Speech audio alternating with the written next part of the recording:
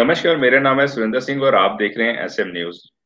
बहुत टाइम से बड़े बड़े चैनलों पे बड़ी बड़ी सेमिनार्स में अधिकांश डिस्कशन होता रहता है कि भगवान है या नहीं है। आज इसी चर्चा पर हमारे साथ बात करने के लिए हैं वीरेंद्र सिंह जी। आपका स्वागत है सर हमारे चैनल में। जी नमस्कार, गुड मॉर्निंग सभी दर्शकों को मेरा जय भीम नमो बुद्धाय। जी। सिंह साहब, अधिकांश लोग इस चर्चा पर बात करने से कतराते हैं, लेकिन ये बहुत महत्वपूर्ण सवाल भी है और आप एक बहुजन समाज को भी रिप्रेजेंट्स करते हैं और बहुजन समाज के अधिकांश लोग बहुजनों के भगवानों के अगेंस्ट ही खड़े नजर आते हैं कि भगवान नाम की कोई चीज नहीं है। आखिर भगवान है या नहीं है, और भगवान है तो कहाँ से आया है, ये हम आपसे जानना चाहेंगे। बताएं। बहुत ये नाजुक सवाल है और अच्छा सवाल भी है, जी। क्योंकि भगवानों के नाम पे आजकल इस देश में ही नहीं, जी। दुनिया में बहुत कुछ भ्रांतियां फैली हुई हैं। जी। तो भगवान है या नहीं है, ये तो मैं भी नहीं कह सकता, क्योंकि मैं इतना बड़ा विद्वान नहीं हूं कि मैं कह पाऊं कि भगवान है या नहीं है। इसके बारे में हमें नहीं पता भगवान है या नहीं है। तथागत गौतम बुद्ध बहुत बड़े दार्शनिक हुए हैं, उन्होंने भी इस बात को कहा है कि जिसके बारे में नहीं पता, तो हम ये नहीं कह सकते कि भगवान है या नहीं है। लेकिन भगवान का जो कंसेप्ट है, जो भगवान बनाए हैं, वो क्यों बनाए, किसने बनाए, कब बनाए, ये हमें जानना बहुत जरूरी है।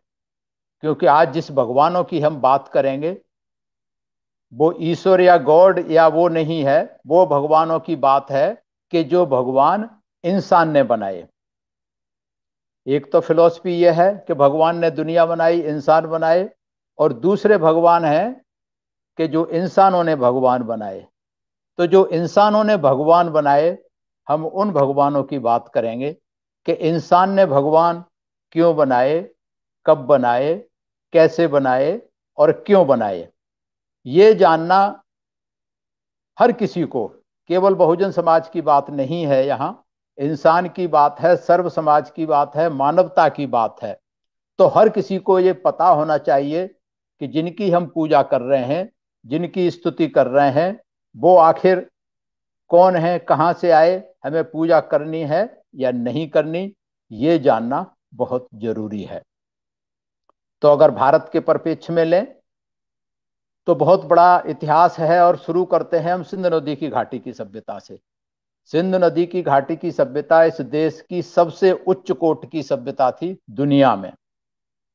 वो सभ्यता किन्हीं कारणों से ध्वस्त हो गई, और जब पुनः मानव जीवन का पुनर्भाव हुआ, पुनः जब यहाँ प्रगति का या जो विकास हुआ, उसके बाद, विकास के बाद यहाँ भारत में बाहर से लोगों का आगमन हुआ, दूसरे देशों से लोगों का आगमन हुआ, जिनको आर्य भी कहते हैं या अलग अलग नामों से जिनको कहते हैं, उनका आना यहाँ शुरू हुआ। उन्होंने, जहाँ के भोले भाले लोग थे, सिंधु नदी की सभ्यता की बात करें तो उत्कृष्ट कोटि की सभ्यता थी। यहाँ मानव मानव में कोई भेद नहीं था, अच्छी सभ्यता थी। तो ऐसी सभ्यता में जब बाहर के लोग आए, बाहर के लोग जो है चतुर और चालाक थे, यहाँ के लोग भोले भाले थे। तो यहाँ के लोगों को, जिसे हम सुर असुर संग्राम कहते हैं या राक्षस दैत्य और देवता संग्राम कहते हैं, इसकी कहानी बहुत लंबी है, बहुत बड़ी है। ये संग्राम होते रहे, उसके डिटेल में मैं नहीं जाऊंगा। लेकिन ये जो संग्राम हुए, ये जो लड़ाइयां लड़ी गई, आर्य अनार्य की लड़ाइयां, असुर असुर की लड़ाइयां, देवता और राक्षस की लड़ाइयां, ये सब यहाँ के मूल निवासी जो थे उनके, और जो बाहर से लोग आए उनके बीच की लड़ाइयां थी। उनके बीच की लड़ाइयों में इन देश के मूल निवासियों के जो 5 बल होते हैं, वो छीन लिए गए। 5 बल कौन से होते हैं? पहला होता है जनबल, लोगों का इकट्ठ, उसको तोड़ दिया गया, अलग अलग जातियों में बांट दिया गया, अलग अलग धर्मों में बांट दिया गया, अलग अलग जगहों में बांट दिया, वो तोड़ दिया। जनबल के बाद धनबल, धन रखने का अधिकार छीन लिया गया। उसके बाद बाहुबल, बाहुबल जो हमारी ताकत होती है, शक्ति होती है, वो हमसे छीन ली गई, हमें हथियार रखने का अधिकार छीन लिया गया। उसके बाद विद्या बल कि जो पढ़ाई लिखाई ज्ञान होता है विद्या से हमें वंचित कर दिया, विद्या के दरवाजे बंद कर दिए गए, विद्या बल छीन लिया गया। और उसके बाद सबसे महत्वपूर्ण है मनोबल। जब ये चारों बल खत्म हो गए तो मनोबल इंसान का खत्म हो जाता है, और जब मनोबल इंसान का खत्म हो जाता है तो फिर वो लाचार, हताश और गुलाम बन जाता है। इस तरीके से इस देश के मूल निवासी जो थे उनको व्यवस्था ने गुलाम बनाया, और गुलाम बनाने के बाद एक खड़ी व्यवस्था बनाई गई इस तरीके से। ये जो व्यवस्था है, ये जो ऊपर है सिर्फ 3% लोग और नीचे ये 97% लोग, तो ये इस व्यवस्था को बनाने वाले हैं, ये बेनिफिशियरी ऑफ सिस्टम है, ये इस व्यवस्था के शिकार हैं, ये विक्टिम ऑफ दिस सिस्टम है। तो जब ये व्यवस्था बन गई तो सबसे ज्यादा फायदा ये उठा रहे हैं, सबसे ज्यादा नुकसान इनका हो रहा है। चूंकि ये 3% ये जानता है कि ये जो व्यवस्था बनाई है, इस व्यवस्था में 97% लोगों अगर इकट्ठे हो गए, कोई महापुरुष आया, कोई विद्वान आया, उसने ये चीज बता दी कि भाई ये 97% लोग आप इस व्यवस्था के शिकार हो, तो इकट्ठे क्यों नहीं होते, हमें विद्रोह करना चाहिए, हमें इनके खिलाफ संघर्ष करना चाहिए। और इनको ये पता है 3% लोगों को कि जिस दिन ये 97% तो छोड़ो, 50% भी अगर इकट्ठे हो गए, 50% लोगों की समझ में आ गया कि ये जो व्यवस्था बनाई है ये किसी और ने नहीं बनाई है, ये इंसान ने बनाई है। इसलिए इन्होंने क्या किया, इस व्यवस्था को बनाने के बाद, ताकि ये जो 97% लोग हैं विद्रोह ना करें, इनको धीरे धीरे भगवान बनाए गए। कैसे बनाए गए? सबसे पहले प्रकृति की जो शक्तियां थी उनकी पूजा कराई गई। जैसे सूरज, सूरज दिखता है सबको, उसकी पूजा कराई, सूरज से जीवन मिलता है। वायु की पूजा कराई, इंद्र के नाम से वर्षा की पूजा कराई, अग्नि की पूजा कराई। ये सब पूजा इंसान ने कर ली। इनमें जब विश्वास हो गया, उसके बाद पशु पक्षियों की पूजा कराई गई। शेर बहुत ताकतवर है, उसकी पूजा कराई गई। हाथी की पूजा कराई गई, उल्लू की पूजा कराई गई, कौआ की पूजा कराई गई, सांप की पूजा कराई गई, बिच्छू की पूजा कराई गई, और लास्ट तक अगर कह दें तो हम चींटी से लेकर के हाथी तक जितने जानवर हैं सबकी पूजा करा दी गई। उसके बाद पेड़ों की पूजा आती है। पेड़ों की पूजा में तुलसी की पूजा करा दी, नीम की पूजा करा दी, पीपल की पूजा करा दी, बरगद की पूजा करा दी, और ना जाने जाने कितने पेड़ों की इन्होंने पूजा करा दी। जब जानवरों की पूजा करा दी, पेड़ों की पूजा करा दी, जो उस समय राजा होते थे, प्रभावशाली लोग होते थे, उनकी पूजा करा दी। उसके बाद इस व्यवस्था ने ये चेक करने के लिए कि इनके अंदर कितना बुद्धि विवेक बचा है, और अंत में गोबर की पूजा करा दी। गोबर की पूजा पता है आज भी होती है। देश आजाद इतना हो गया और सभ्यता कहां से कहां पहुंच गई है, लेकिन गोबर की पूजा आज भी होती है, और बाकायदा उसके लिए सरकारी छुट्टी होती है। आप लोगों को पता होगा, दिवाली के बाद गोवर्धन पूजा का त्योहार आता है, और गांव में क्या शहर में गोबर ला करके अच्छे अच्छे घरों में गोबर के मूर्तियां बनाई जाती हैं, और उनकी पूजा की जाती है 8 दिन तक बाकायदा। उसके बाद उनका विसर्जन किया जाता है। तो जब ये गोबर की पूजा कर ली, लोगों ने गोबर की पूजा करने लगे, तो ये जो 3% था यहाँ का, जिसने व्यवस्था बनाई इनके शोषण के लिए, वो निश्चिंत हो गया, आश्वस्त हो गया कि जब ये लोग गोबर की पूजा कर सकते हैं, इसका मतलब इनमें बुद्धि विवेक नाम की कोई चीज नहीं रह गई। तो अब निश्चिंत हो गया इस व्यवस्था को, ये व्यवस्था मजबूत रहेगी, इस व्यवस्था को बराबर करने की हिम्मत किसी की नहीं पड़ेगी। और क्या किया, भगवान बना के सिर्फ नहीं छोड़ दिए, भगवान बनाने के बाद ये जो व्यवस्था बनाई, इस व्यवस्था में जो लोग नीचे हैं, खास करके यहाँ जो लोग हैं, इनके दिमाग में एक चीज ये पैदा कर दी कि ये जो तुम यहाँ व्यवस्था में नीचे पैदा हुए हो, ये तो तुम्हारा भाग्य खराब था, कर्म खराब थे, भगवान आपसे नाराज था, इसलिए आपको यहां जन्म मिला। अगर आपका भाग्य अच्छा होता, अगर आपके पिछले जन्मों के कर्म अच्छे होते, तो आप भी यहां पैदा हो सकते थे। और इनके दिमाग में ये बात डाल दी कि इसमें इसका कोई कसूर नहीं है। किसका कसूर है?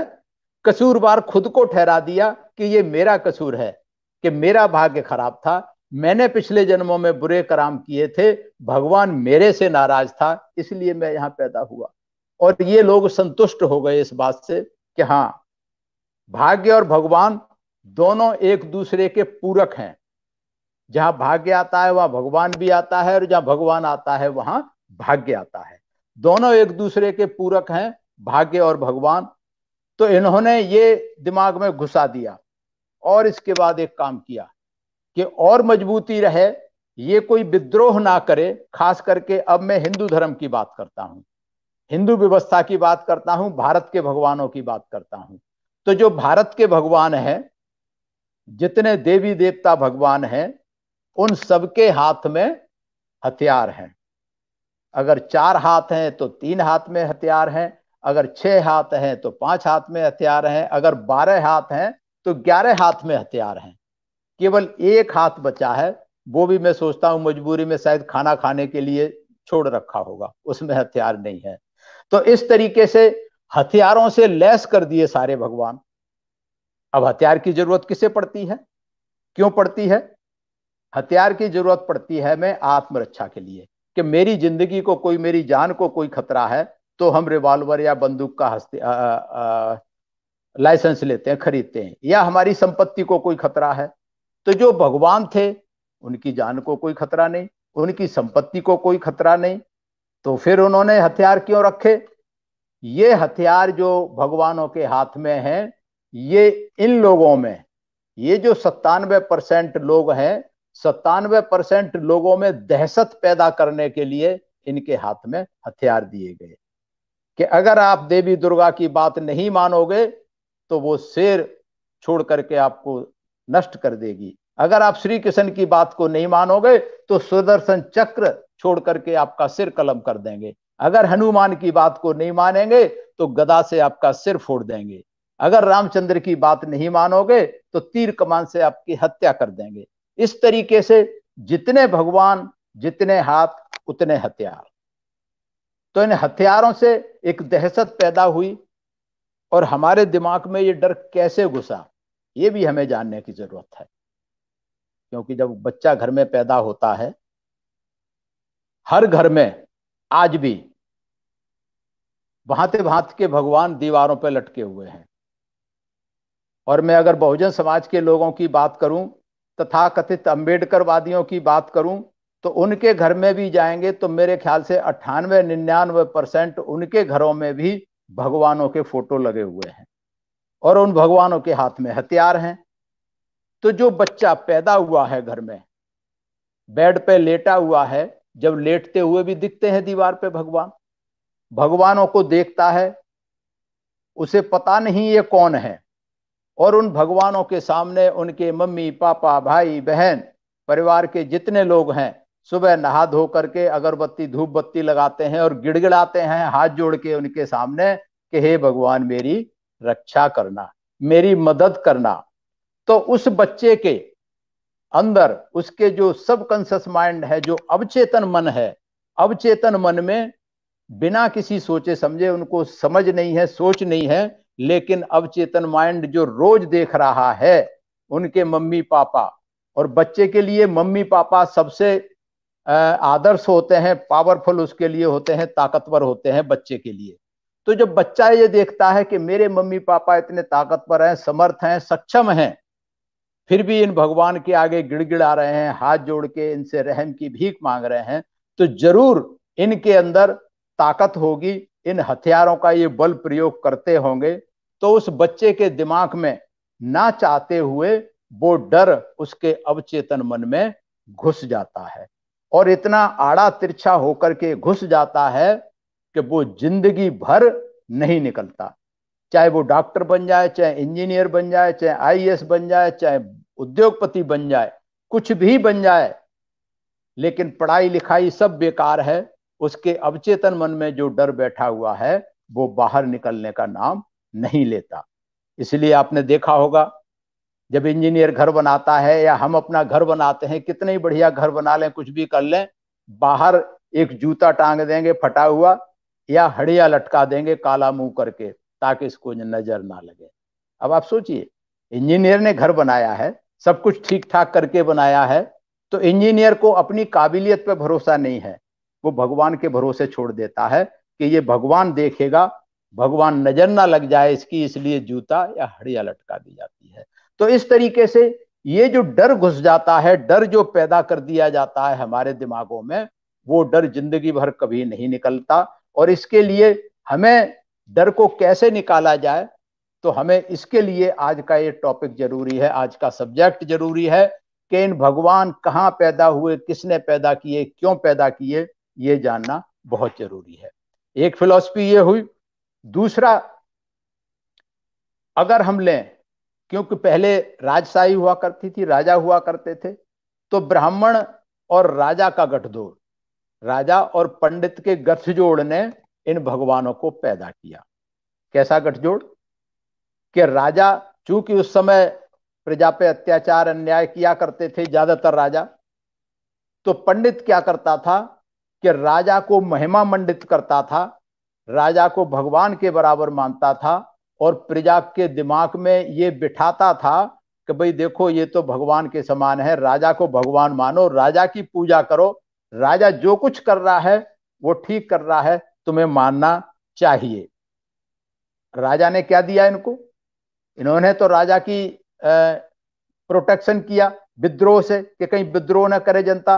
राजा ने इनको प्रश्रय दिया, इनको जगह दी, इनको माल धन दिया, इनके खाने मौज मस्ती के सारे इंतजाम राजा ने पंडित के लिए किए। तो इस तरीके से पंडित और राजा का गठजोड़ भी इन भगवानों को पैदा करता है। ये दुनिया के, पूरे दुनिया में ये चीज लागू होती है कि जहां जहां राजा हैं, राजा विद्रोह, पब्लिक विद्रोह ना करे, इसलिए चाहे वो मौलवी है, चाहे वो पोप है, कुछ भी है, वो राजा को प्रोटेक्ट करते हैं और एक दूसरे को प्रोटेक्ट करते हैं। राजा इनको प्रोटेक्ट करता है, पुरोहित पुजारी या पादरी को, और वो जो है इनको प्रोटेक्ट करते हैं। तो दोनों के म्यूचुअल इंटरेस्ट हैं, राजा के और पंडा पुरोहित या पादरी के। तो इस तरीके से ये गठजोड़ होता है। तो ये हमें समझ लेना चाहिए कि ये जो भगवान पैदा किए गए किसी भी व्यवस्था में, वो इस व्यवस्था को खड़ा करने के इंतजाम है कि ये व्यवस्था खड़ी रहे, इनके दिमाग में कहीं कोई लॉजिक ना आ जाए, कहीं समझ ना आ जाए कि भाई ये व्यवस्था ने नहीं, ये भगवान ने नहीं, ये इसकी कारस्तानी है 3% की, इसका ये छल कपट है, जिसने हमें ये गुलाम बनाया और लाचार बनाया, डरपोक बनाया, ये इसकी एक करतूत है, ये इनकी समझ में नहीं आती। और आज भी, अनपढ़ तो छोड़ो, आज तो अच्छे पढ़े लिखे हैं, सब पीएचडी और डॉक्टर इंजीनियर हैं, आज भी जब भगवान की बात आती है तो आज भी इन पे भरोसा कायम है, भगवान पे भरोसा कायम है, भाग्य पे भरोसा कायम है। और एक चीज इन्होंने बनाई सभी धर्मों में, अगला जन्म पिछला जन्म, पिछले जन्म के कर्म अगले जन्म के कर्म। तो अगले जन्म और पिछले जन्म का ठेका किसने ले लिया? इन्होंने पुनः, इन्होंने इनके दिमाग में ये भर दिया कि देखो भाई, अभी तो हम कुछ नहीं कर सकते, आप तो पैदा हो गए, पिछले जन्मों के बुरे कर्मों की वजह से, या भाग्य खराब था, या भगवान नाराज था, अगले जन्म की हम गारंटी ले सकते हैं कि अगले जन्म में आपको हम यहां पैदा करा देंगे। उसके लिए क्या करना होगा? उसके लिए भगवान की पूजा करनी होगी, भगवान की आराधना करनी होगी, मंदिर में पंडित की आपको बात माननी होगी। पंडित चूंकि मीडिएटर है भगवान से मिलाने का, इसलिए पंडित की बात माननी होगी और भगवान की पूजा करनी होगी। तो अगले जन्म के चक्कर में या स्वर्ग जाने के चक्कर में, दूसरी स्वर्ग नरक की बनाई, स्वर्ग नरक की हर धर्म में कहानी है। स्वर्ग नरक चाहे हेवन कह लो, चाहे जन्नत कह लो, या स्वर्ग नरक कह लो, हर धर्म में ये स्वर्ग नरक और पूर्व जन्म पिछला जन्म लगाया। तो स्वर्ग नरक, स्वर्ग जाने के चक्कर में और अगला जन्म अच्छा बनाने के चक्कर में ये सब लोग जो है इन पंडित पादरी और मौलवियों के चक्कर में जिंदगी भर भटकते रहते हैं, सदियों से भटकते रहे हैं और पता नहीं कब तक भटकते रहेंगे। इसलिए इनको जानना जरूरी है कि ये जो दुनिया भर के अंधविश्वास पाखंड भगवान ये रच दिए, पैदा कर दिए, ये सब इनकी कारस्तानी है, इनकी नेक नियत नहीं है, इन्होंने छल कपट के लिए ये सब पैदा किए हैं। तो ये समझना और समझाना हमें बहुत जरूरी है। भाग्य और भगवान एक दूसरे के पूरक हैं। स्वर्ग नरक और ये सब जंजाल बना दिए हैं। प्रैक्टिकली आज तक इतने ऋषि मुनि हुए, लोग मरे गए, लेकिन आज तक किसी ने नहीं बताया कि स्वर्ग कहाँ है, नरक कहाँ है, भाग्य कहाँ है, भगवान कहाँ है। आज तक किसी ने नहीं बताया। तो ये सब व्यवस्थाएं, काल्पनिक व्यवस्थाएं बनाई गई। अब अगर हम बात करें मॉडर्न रिसर्च की, भगवान है या नहीं है ये मुझे नहीं पता, लेकिन बहुत सारे वैज्ञानिकों ने और चिंतकों ने जो अपने विचार रखे हैं, उसमें सबसे पहले रिचर्ड डॉकिंस का नाम आता है, जो बड़े आस्तिक हैं। रिचर्ड डॉकिंस ने भगवान के अस्तित्व को नहीं माना। उसके बाद हीचेन का नाम आता है। हीचेन ने कहा, एक किताब लिखी उसमें, कि God is not great, God is not great. और उन्होंने कहा कि भाई दुनिया में पिछले 5000 साल से दुनिया भर की महामारियां, परेशानियां और विश्व युद्ध, दुनिया भर की परेशानियां आती रहीं, लेकिन आज तक किसी भगवान ने उस परेशानियों का हल नहीं निकाला। उसके बाद आइंस्टाइन ने भी भगवान के अस्तित्व को नकारा। कार्ल मार्क्स ने कहा कि धर्म एक अफीम है, धर्म एक अफीम है कि जिसके नशे में जिंदगी भर लोग चूर रहते हैं। और जब धर्म अफीम है, नशा में रहता है, तो फिर अफीम की गोली कौन सी है? मेरे हिसाब से अफीम की गोली ये देवी देवता और भगवान है। तरह तरह की गोलियां हैं, कोई देवी की गोली खा रहा है, कोई देवता की, कोई भगवान की, कोई जो है सूंड वाले की, कोई पूंछ वाले की, कोई गदा वाले की। तो तरह तरह की ये गोलियां दे रखी हैं अफीम की, जिनको खा करके समाज के लोग नशे में चूर रहते हैं, भाग्य और भगवान के। उसके बाद स्टीफन हॉकिंस, ये तो बिल्कुल मॉडर्न है। स्टीफन हॉकिंस ने कहा कि दुनिया को किसी भगवान ने नहीं बनाया, ये बिग बैंग थ्योरी के तहत इस दुनिया का प्रादुर्भाव हुआ है, दुनिया का जन्म हुआ है। जितने जानवर, इंसानों का सब एक क्रमिक विकास हुआ है। एक डार्विन की थ्योरी है, डार्विन्स थ्योरी ऑफ इवोल्यूशन। उससे ये पता लगता है कि किसी भगवान ने आदमी को या इंसान को या किसी को नहीं बनाया।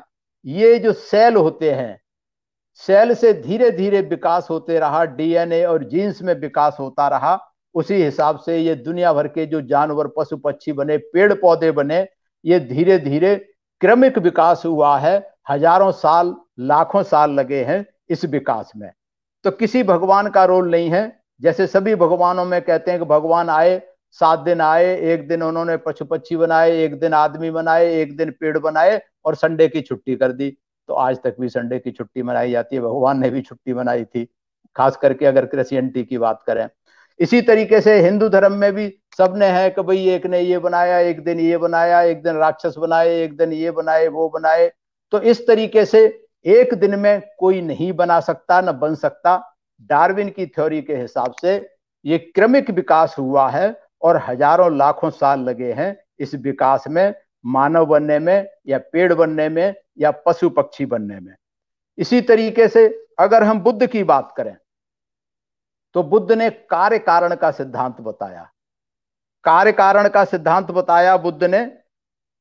कार्य कारण क्या होता है कि जो भी चीज हो रही है, वो भी घटना घट रही है, उसका हर एक का एक कुछ ना कुछ कारण होता है। बिना कारण के कोई घटना नहीं घटती। और दूसरा उन्होंने अनित्यता का सिद्धांत दिया। गौतम बुद्ध ने अनित्यता का सिद्धांत दिया। अनित्यता का मतलब कि हर चीज हर क्षण परिवर्तनशील है, परिवर्तन हो रहा है, हर कण कण में परिवर्तन हो रहा है। और अगर हम आज की थ्योरी के हिसाब से बात करें, अगर हम फिजिक्स की बात करें, तो तथागत गौतम बुद्ध की अनित्यता की जो थ्योरी है, फिजिक्स के हिसाब से एटम होता है, अणु और परमाणु होते हैं। और एटम के अंदर, एटम सबसे स्मॉलेस्ट पार्टिकल होता है किसी भी पदार्थ का।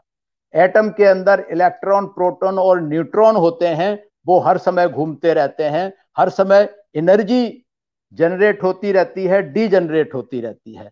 तो जो अनित्यता का सिद्धांत है, ये फिजिक्स के हिसाब से, साइंस के हिसाब से, विज्ञान के हिसाब से बिल्कुल उचित है। और यही अनित्यता की थ्योरी और कार्य कारण के हिसाब से सृष्टि का भी जो निर्माण हुआ इन्हीं सिद्धांतों के आधार पर हुआ। अब अगर हम बुद्ध के अलावा बाकियों की बात करें, अगर हम ओशो की बात करें तो ओशो ने भी भगवान के अस्तित्व को नकारा है।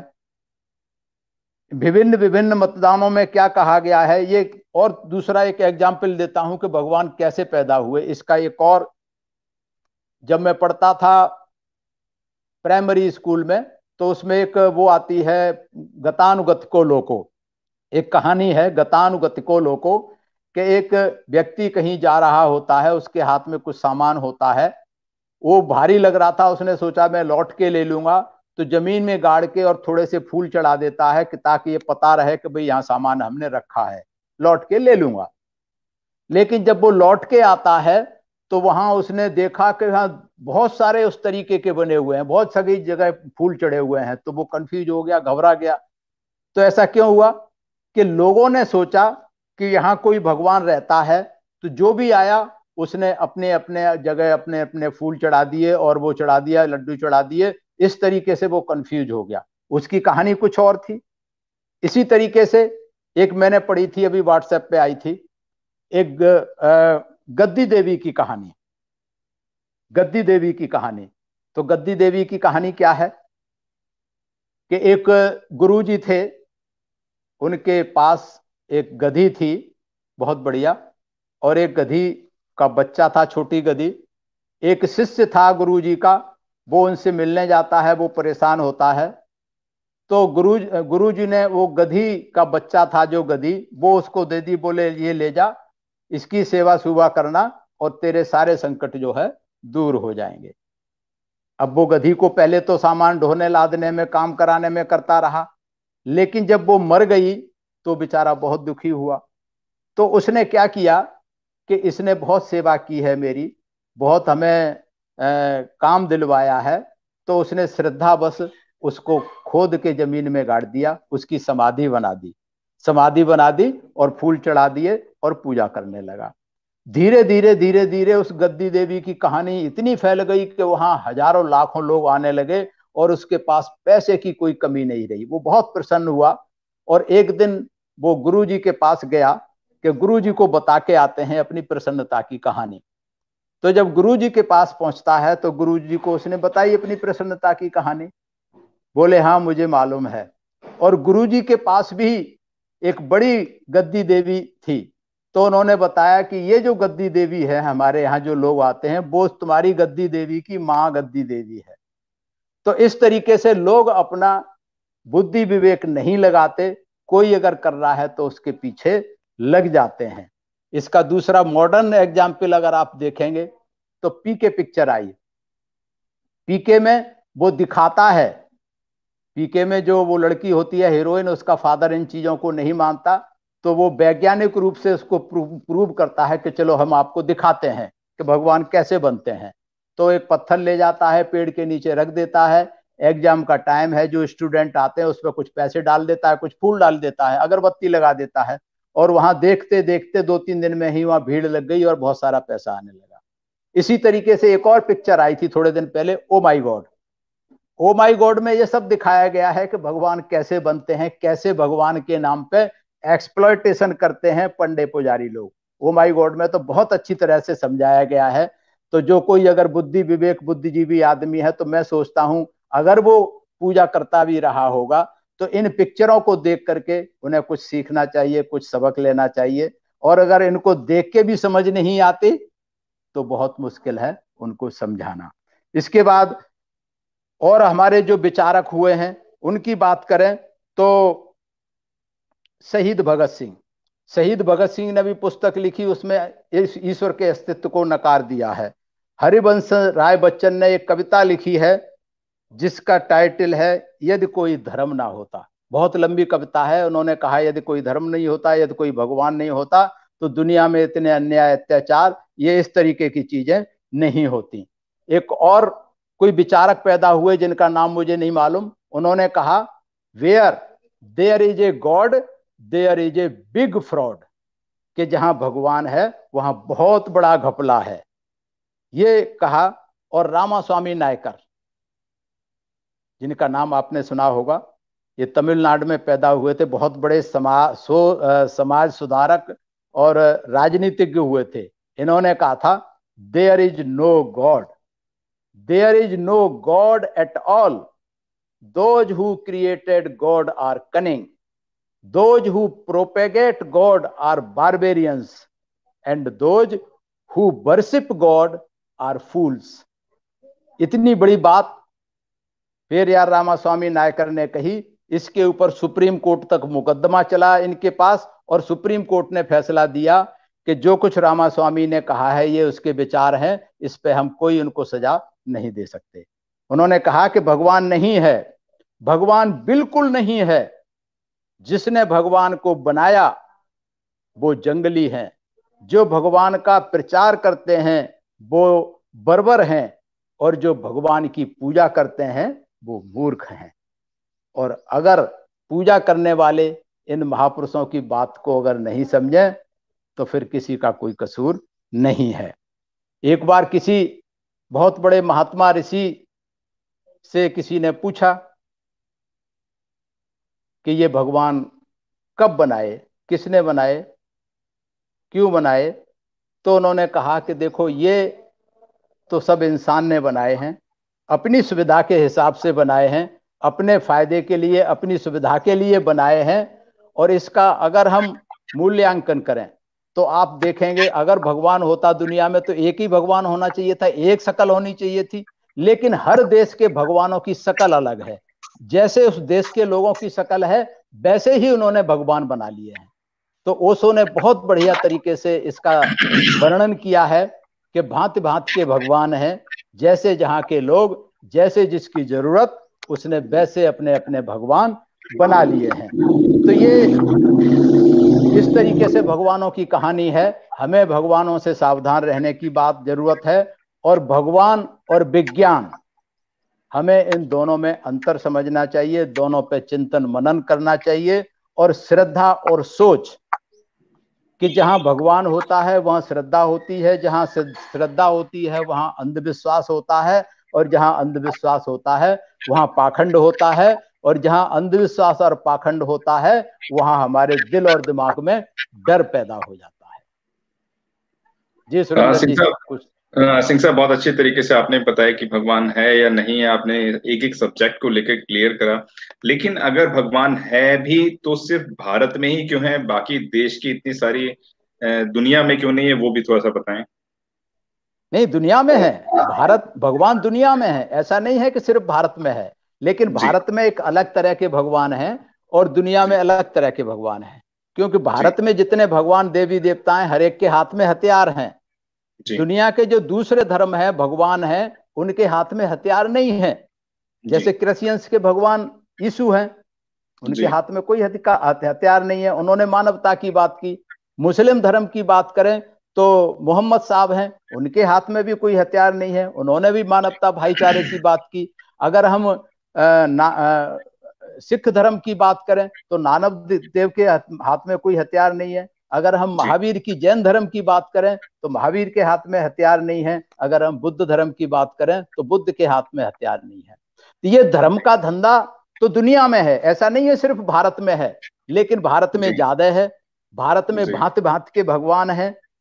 एक ये भी फर्क समझ लें कि जो दूसरे धर्म है, जो क्रिश्चियन धर्म है, उनका एक भगवान और एक धर्म शास्त्र बाइबल।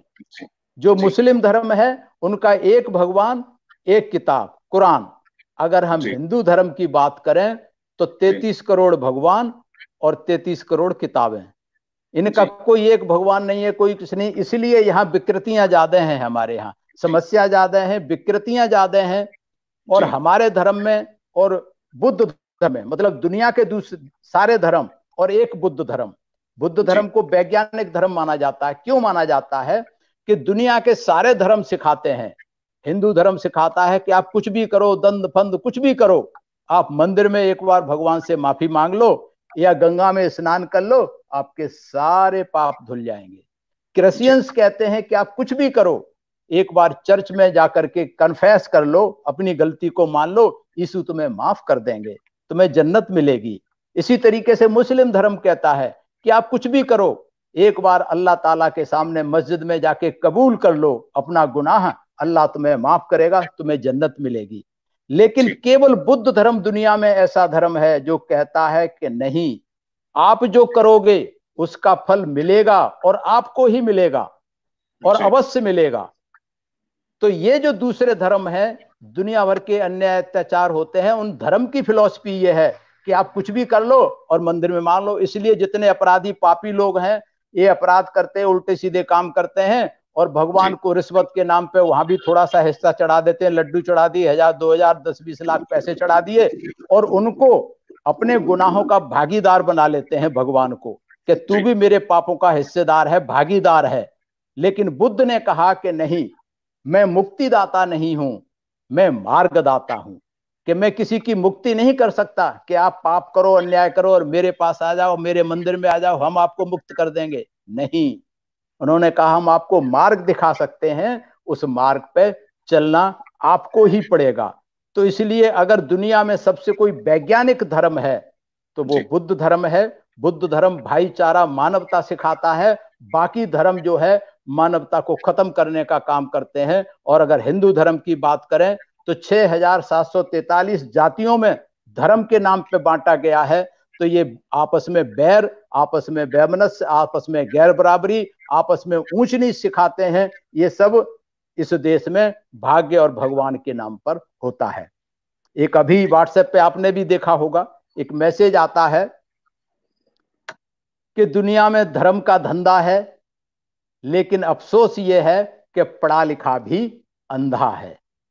तो पढ़े लिखे लोगों की जो जिम्मेदारी होनी चाहिए, अंधा नहीं होना चाहिए, लेकिन पढ़ा लिखा अंधा है। ये बहुत बड़ी समस्या है हमारे देश की और दुनिया की कि पढ़ा लिखा व्यक्ति लॉजिकली नहीं सोचना चाहता, अपनी पढ़ाई लिखाई को धर्म में नहीं लगाना चाहता। पढ़ाई लिखाई सब कुछ ठीक है, लेकिन जब धर्म की बात आती है तो पढ़ाई लिखाई एक तरफ, वहीं जाकर के सिर झुकाते हैं मंदिर मस्जिद गुरुद्वारे में, वहां सब कुछ खत्म हो जाता है, पढ़ाई लिखाई, लॉजिक, रीजनिंग। इसलिए पढ़े लिखे लोगों से ये उम्मीद की जाती है कि उस पढ़ाई लिखाई को नौकरी या काम के अलावा हम अपने निजी जीवन में भी लगाएं, सोच विचार करें और धर्म के धंधे को समझें, धर्म की जड़ों को समझें, धर्म की व्यवस्था को समझें। और इससे जितनी जल्दी जिसकी मुक्ति हो जाएगी, मानवता के लिए उतना अच्छा है। जी सुरेंद्र जी।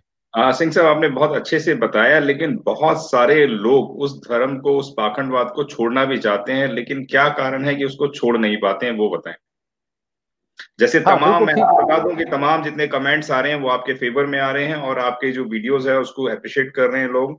और अजय सिंह जी बोलते हैं, भगवान ईश्वर को पैदा करने वाला कौन है? आदमी की मूर्खता है, उसको किसने बनाया? अंधकार और भय, डर को जो बचपन से पैदा किया जाता है वर्ग तक वही है, मतलब। और सल्यूट है सर आपको, जय भीम। बहुत सारे आपके फेवर में कमेंट्स आ रहे हैं।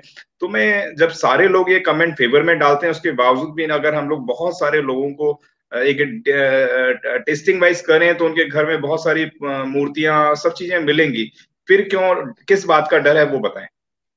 डर जो मैंने बताया ना, कि जो हमारे अवचेतन मन में जो डर पैदा होते घुस गया, मैंने शुरू में बताया था कि अवचेतन मन के हमारे अंदर डर घुस गया है। और जब उस डर को लॉजिकली जब तक कोई समझाएगा नहीं, आपके एसएन न्यूज के माध्यम से आज हमने जो बातें बताई हैं, और मैं पिछले कई सालों से कैडर देने का काम करता हूं, और कैडर में मेरे बहुत सारे ऐसे एग्जाम्पल हैं, मैं आज भी हैं, आज शायद देख भी रहे होंगे इस प्रोग्राम को या देखेंगे, कि कैडर में जब हमने उनको ये बताया तो जो हर सैटरडे को शनि मंदिर जाते थे, हर शुक्रवार को उसका कौन सा मंदिर है, संतोषी माता के मंदिर जाते थे, और सब पूजा पाठ वैष्णो देवी जाते थे साल में एक बार, ऐसे कई लोग हैं।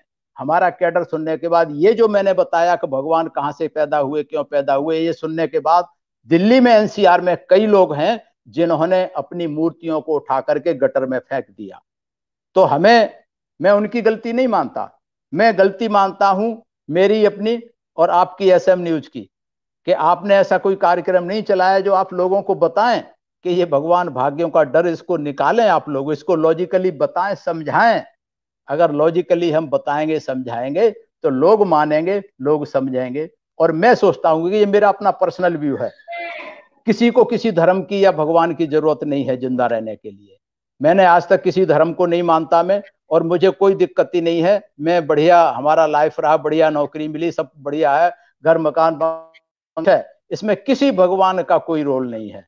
और अगर रोल है तो उन महापुरुषों का रोल है कि जिन्होंने हमें पढ़ने का अधिकार दिया, जिन्होंने हमें नौकरी का अधिकार दिया, जिन्होंने हमें मान सम्मान दिया, उन लोगों का रोल है जो भगवान नहीं थे।